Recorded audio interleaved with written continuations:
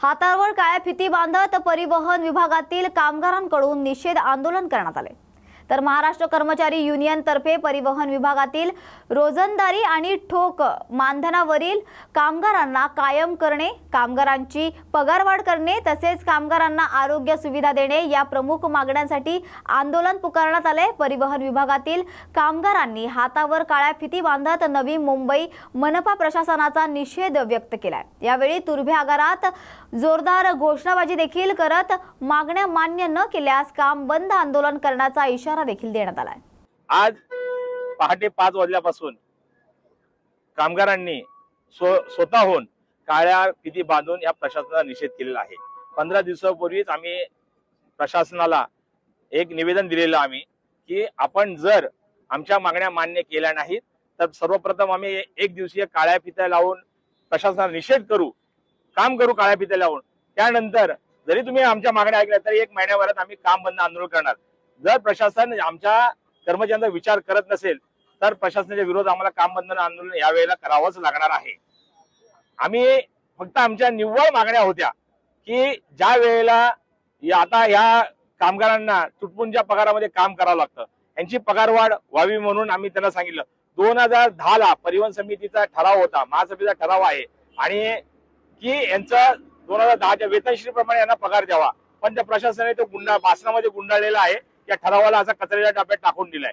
म्हणजे 2010 पासून हे कामगार पगारवाढ मागतायत, पण त्यांना यांचा कोणी विचारणा म्हणजे मनात याचा विचारही करत नाही। आज सगळ्यात मोठी घटना म्हणजे आज आपण नवी मुंबईची सेवा हे कामगार करतात। कोविड काळात यांनी काम केलं, ज्यांनी अँब्युलन्स चालवल्या, यांनी प्रवासी वाहतूक केली तरी त्यांना कोविडचाही भत्ता दिला नाही।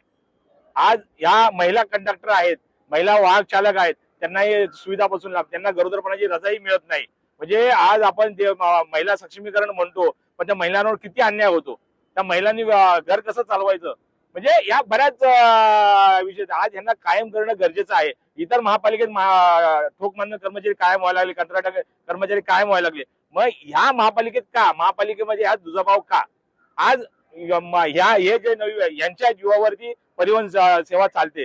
आज लाखो प्रवासी रोज ने-आण करत असतात। जर यांचा कधी गाडीचा अपघात झाला किंवा काय झाला तर यांना मेडिक्लेम नाही, आज यांना हॉस्पिटलची सुविधा नाही, आणि जर आजारपणाची रजा जर असेल तर यांना भरपगारी रजा मिळत नाही। बिचाऱ्याला डेंग्यू झाला, मलेरिया झाला, काय झालं तर तो 1 महिना जर घरी बसला तर बिनपगारी रजा। म्हणजे हा न्याय कुठला? अरे कामगारांची पिळवणूक करू नका, त्यांना त्यांच्या हक्काच्या रजा द्यायला पाहिजे, आजारपणाची रजा मिळाली पाहिजे, त्यांना मेडिक्लेम सुविधा खरं म्हणजे ESI द्यायला पाहिजे। आमच्या संघटनेमुळे PF सुरू झाला, यांना काही वर्ष PF पण चालू ठेवत नव्हते। म्हणजे हा परिवहन समितीचा पूर्ण भोंगळा कारभार आहे। आज यांना मेडिक्लेम कधी देणार? मध्ये मेडिक्लेम आमच्या संघटनेमध्ये चालू झाला, परत बंद केला। म्हणजे यांच्या मनाला येईल तसं उद्या जर एखादी बस अपघात झाला, काय झाला तर याने काय करायचं? खिशातले पैसे घेऊन एक्सरे काढायचं, सगळं करायचं। महापालिकेमध्ये यांना फ्री पण नाहीये। महापालिकेमध्ये कर्मचारी असल्यामुळे महापालिकेमध्ये सिटी स्कॅन MRI जरी काढायचं म्हटलं ना त्यालाही पैसे देतात, लावावं लागतात। म्हणजे कर्मचाऱ्यांना पण महापालिकेमध्ये फ्री नाही। म्हणजे फक्त ने फक्त हे प्रशासन त्यांचे पिळवणूक करण्याचं काम करत आहे। आणि आम्ही या प्रशासनाला आता यावेळेला सांगू इच्छितो, जर तुम्ही महिन्याभरात निर्णय नाही घेतला तर येणाऱ्या काळात कधी आम्ही पूर्ण काम बंद आंदोलन करून या प्रशासनाकडून, आणि जोपर्यंत आमच्या मागण्या मान्य होणार नाही तोपर्यंत पुन्हा एकही बस आम्ही या गेटच्या बाहेर काढून देणार आहे। हे प्रशासनाने लक्षात ठेवावं। आमचं त्यांना म्हणजे चॅलेंज आम्ही त्यांना करणार आहे की एकही बस आम्ही काढून देणार नाही जर यांच्या पुढच्या महिन्यात जर आम्ही ज्या वेळेला आम्ही आंदोलन करू त्यावेळेला मागण्या मान्य नाही झाल्या तर। ओके। न्यूज मराठी 24/7, नवा भारत नवा विचार। मनसेच्या दणक्यानंतर KDMC कडून फेरीवाल्यांच्या विरोधात धडक कारवाई करण्यात आली आहे। तर मनसे पदाधिकारी विनोद पाटील यांच्या नेतृत्वात फेरीवाल्यांच्या विरोधात हे आंदोलन करण्यात आले। तर गाड्यांची तोडफोड देखील यावेळी करण्यात आली आहे। सोमवारी सकाळी मोठ्या पोलीस बंदोबस्तात लोढा परिसरात फेरीवाल्यांविरोधात मोठी कारवाई करण्यात आली होती। तर रस्ते हे फेरीवाले मुक्त करण्याची मागणी यावेळी आंदोलकांकडून केली जाते। या ठिकाणी पोलीस बंदोबस्तात कारवाई सुरू आहे, काय सांगणार? निर्जय लोढा या ठिकाणी बरेच अनधिकृत फेरीवाले वाढल्यामुळे रहदारीला तसेच पार्किंगला अडथळा येत होता। नागरिकाला अडचण झाल्यामुळे काल नागरिकांनी या ठिकाणी आंदोलन केलं होतं। त्या अनुषंगाने आज KDMC महानगरपालिकेने अतिक्रमण हटाव तसेच बेकायदेशीर फेरीवाले यांना कारवाई करण्यासाठी पथक पाठवले। त्यासाठी आम्ही योग्य तो बंदोबस्त दिलेला आहे। शांततेत कारवाई चालू आहे। न्यूज मराठी 24/7 नवा भारत नवा विचार. धनगर समाजाला एसटी प्रवर्गातून आरक्षण मिळण्यासाठी गेल्या 14 दिवसांपासून पंढरपुरात धनगर समाज बांधव उपोषणास बसले असून त्यांना पाठिंबा देण्यासाठी आणि आरक्षण मिळण्याच्या मागणीकरिता कोल्हापुरातील धनगर समाज हा आक्रमक झाल्याचं पाहायला मिळतोय. याच पार्श्वभूमीवर कोल्हापूरच्या प्रवेशद्वारावर रास्ता रोको आंदोलन करण्यात आलंय. भाजपचे विधानसभा परिषद आमदार गोपीचंद पडळकर यांच्या प्रमुख उपस्थितीत हे आंदोलन करण्यात आलं.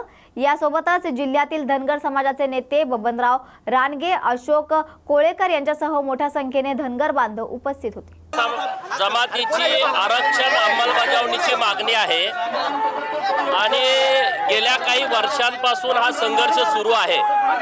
हायकोर्टामध्ये जी धनगर जमातीच्या वतीनं पिटिशन दाखल केली होती त्यामध्ये महाराणी प्रबोधिनी मंचच्या वतीनं राज्य सरकारकडे मागणी केली होती की धनगर राज्यामध्ये अस्तित्वात नाही, त्याची सगळी कागदपत्र तिथं दाखल केली होती आणि त्याच्यावरती राज्य सरकारनं 2019ला एक ॲफिडेव्हिट दिलं की धनगर जमात राज्यामध्ये अस्तित्वात नाही. आमचं हेच म्हणणं होतं. पंढरपूरमध्ये आंदोलन सुरू आहे, सरकारनं दखल घेतलेली असा आरोप येत होतोय. धनगर हा प्रश्न बघा, राज्य सरकारनं आमची हीच मागणी आहे. आजच्या आज तात्काळ धनगर जमातीच्या 5 लोकांनी जे छत्रपती संभाजीनगर जिल्ह्यातील फुलंब्री तालुक्यातील बाबरा गावातील खिलारे कुटुंब आहे, जे मूळचं धनगर आहे, परंतु त्यांनी त्यांच्या शाळेच्या जन्माच्या दाखल्यावरती खाडाखोड करून रच्या ऐवजी धनगरांचे दाखले काढलेले आहेत, ते आजच्या तात्काळ रद्द करावेत. पंढरपूर आणि लातूर मधलं उपोषण तुम्ही जर ते तात्काळ आज रद्द केले तर आम्ही त्यांना विनंती करू, ते मागे घेतील आणि तुम्हाला आज 15 दिवसाचा आम्ही वेळ देऊ. त्यामध्ये तुम्ही GR काढावा की 36 नंबरला धनगड ऐवजी धनगर संबोधित यावं आणि राज्यातल्या सगळ्या कलेक्टरांना तुम्ही निर्देशित करावं आणि धनगरांना एसटीचे दाखले देण्यास चालू करावं.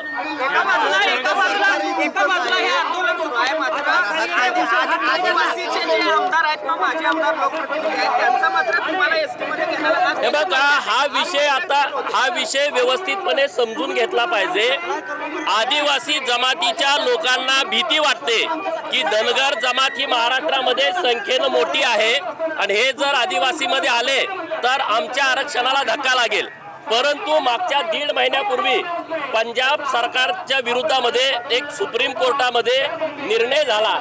7 बेंचचं ते पीठ होतं आणि त्यातल्या 6 विरुद्ध 1 निर्णय झाला. तो निर्णय असा झाला आहे की या देशामधल्या SC आणि ST जाती आणि जमातीमध्ये उपवर्गीकरण करण्यास मान्यता सुप्रीम कोर्टाने दिलेली आहे आणि त्याचे सगळे अधिकार हे राज्य सरकारला त्या दिलेले आहेत.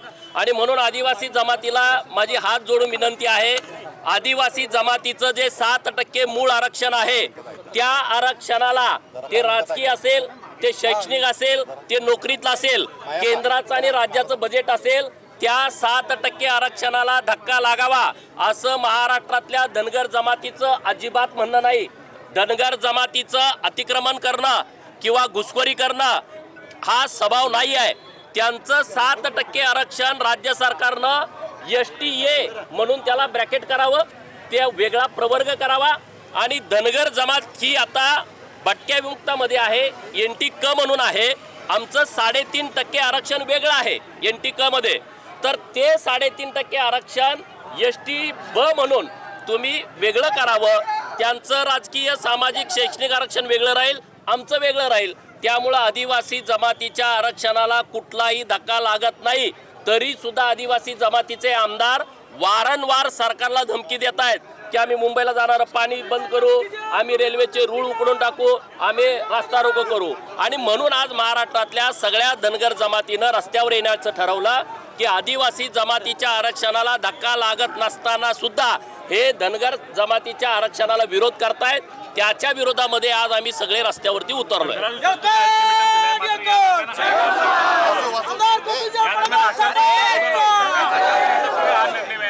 हे बघा, आज आता मी इथं तुमच्या सोबत असताना 12 वाजता मंत्रालयामध्ये धनगर जमातीच्या आरक्षणाचा GR काढण्याच्या संदर्भामध्ये एक बैठक होते. आतापर्यंत गेल्या 4 दिवसामध्ये 3 महत्त्वपूर्ण बैठका हे विधी व न्याय खात्याचे सचिव, आदिवासी खात्याचे सचिव आणि ओबीसी खात्याचे सचिव आणि आमचे काही प्रतिनिधी यांच्या बैठका सुरू आहेत. आम्ही प्रयत्न करतोय.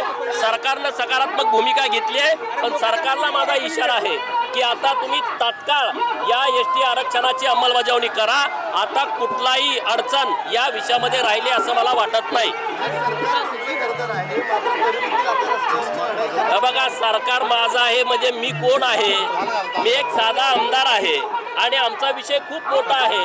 आणि मी जर कुणीतरी मोठा माणूस निर्णय प्रक्रियेतला असतो तर आमच्या लोकांना रस्त्यावरती उतरावं लागलं नसतं. परंतु आता सरकारसमोर आदिवासी जमात आणि धनगर जमात असा विषय पुढे आलाय. पण आम्ही जे आरक्षणाची अंमलबजावणी मागतोय हे कायद्याला धरून मागतोय. आम्ही वेडेपणानं काही मागत नाही. आडमुठेपणाची भूमिका धनगर जमातीची नाही आहे. आम्ही आता हे सुप्रीम कोर्टाचा निर्णय आल्यामुळं आमच्या आशा पल्लवित झालेल्या आहेत आणि मुळात हायकोर्टामध्ये राज्य सरकारनं धनगर राज्यामध्ये नाही हे शपथपत्रावरती दिलंय. आणि आता आज तुम्ही 5-6 जे धनगराचे दाखले आहेत धनगर लोकांनी काढलेले ते तुम्ही रद्द केल्यानंतर महाराष्ट्रात धनगरांची संख्या 0 होते. आणि म्हणून कोर्टाचं म्हणणं असं होतं की एखाद्या राज्यामध्ये एखादी जात 0 असेल तर त्या ठिकाणी कोण आहे ते सांगू शकतो आपण. आणि आता तो सगळा अधिकार राज्य सरकारला दिलाय. आणि त्यामुळं या विषयाचं राजकारण न होता आमचा मार्ग मोकळा करावा अशी आम्हाला सरकारकडे विनंती करायची आहे. कार्यक्रमामध्ये गोपीचंद पडळकर म्हणाले होते की पुढच्या 15 दिवसात महिन्याभरात आरक्षण हे मिळालंच. काय झालं पुढे? त्याचं त्याला वर्ष झालं त्या मेळाव्याला. बघा, हे सगळे सातत्यानं आमच्या प्रक्रिया सुरू आहेत.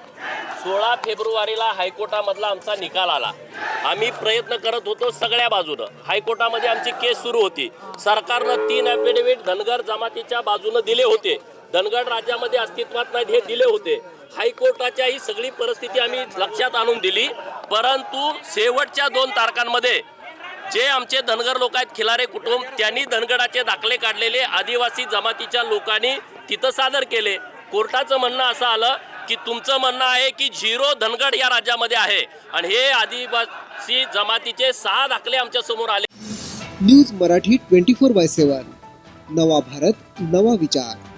ग्रामपंचायतीचे सरपंच उपसरपंच यांचे मानधन दुप्पट केले आहे अशी माहिती एकनाथ शिंदे यांनी दिली आहे. तर ग्रामपंचायतीचे सरपंच उपसरपंच यांचे मानधन दुप्पट केलेलं आहे. दुधाचे दर आणि इतरही संदर्भात आमचे निर्णय घेतले. हे निर्णय सर्वसामान्यांच्या हिताचे आहेत. सर्वसामान्यांच्या हितासाठी या सरकारने निर्णय घेतलेत. या दृष्टीने आजची बैठक महत्त्वाची ठरली आहे. ठाण्याच्या स्कूल डेव्हलपमेंट सेंटरने ITIच्या स्कूलला धर्मवीर आनंद दिघे यांचं नाव दिलं असल्याचं शिंदे यांनी यावेळी सांगितलं. हिताचे निर्णय घेतले त्याची सूची तुम्हाला पाठवतो मी. परंतु ग्रामपंचायतचे सरपंच उपसरपंच यांचं जे मानधन होतं ते दुप्पट केलेलं आहे. आणि इतरही जे काही निर्णय आम्ही घेतले दुधाच्या अनुदानाच्या संदर्भात, इतर अनेक निर्णय आजच्या बैठकीमध्ये मंत्रिमंडळाचे घेतलेले आहेत. हे निर्णय देखील सर्वसामान्यांच्या हिताचे निर्णय आहेत. सर्व लोकाभिमुख असे निर्णय या आजच्या मंत्रिमंडळ बैठकीत घेतले. त्याचं डिटेल तुम्हाला त्याची यादी मी देतो. परंतु सर्वसामान्यांचं सरकार आपण म्हणतो ते खऱ्या अर्थाने सर्वसामान्यांच्यासाठी, त्यांच्या हितासाठी आजची कॅबिनेट देखील महत्त्वाची ठरलेली आहे. ठाण्याच्या स्किल डेव्हलपमेंट सेंटरने ठाण्याच्या ITIला देखील धर्मवीर आनंद दिघे साहेबांचं नाव या ठिकाणी दिलेलं आहे. धर्मवीर आनंद दिघे साहेबांचं जे कार्य आहे ते फार मोलाचं आहे आणि त्यासाठी त्यांचं नाव देण्याचा निर्णय घेतला आहे.